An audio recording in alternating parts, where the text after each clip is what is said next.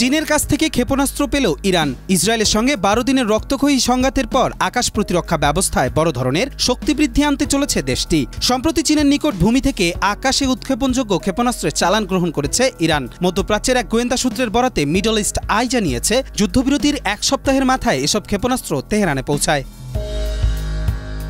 বিশ্লেষকরা বলছেন, এ চুক্তি শুধু প্রতিরক্ষা নয়, বরং বেইজিং তেহরান সম্পর্কের কৌশলগত গভীরতা প্রকাশ করে। মার্কিন নিষেধাজ্ঞা সত্ত্বেও তেল বিনিময়ে এসব অস্ত্র সংগ্রহ করেছে ইরান। যুক্তরাষ্ট্রের জ্বালানি তথ্য সংস্থার তথ্য অনুযায়ী ইরানের 90% অপরিশোধিত তেল এখনও চীনে রপ্তানি হয়।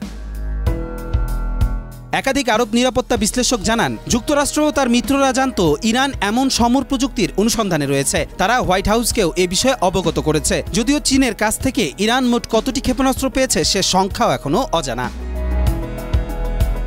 একনল হ্যান্ড ওয়াশ 100% প্যারাবেন ফ্রি, তাই নিরাপদ হাতের জন্য আস্থা রাখুন একনলে। বর্তমানে ইরান রাশিয়ার তৈরি S-300 ছাড়াও নিজেদের নির্মিত খোরদাদ ও বাভার 373 সিরিজের আকাশ প্রতিরক্ষা ব্যবস্থা ব্যবহার করছে। চীনের তৈরি আগের প্রজন্মের প্রতিরক্ষা ব্যবস্থাও ইরানের ভান্ডারে রয়েছে। নতুন এই ক্ষেপণাস্ত্র সরবরাহের মাধ্যমে তেহরান তার প্রতিরক্ষায় আরও বৈচিত্র্য ও সক্ষমতা যুক্ত করল বলে ধারণা করা হচ্ছে। কবির চৌধুরী, মাই টিভি।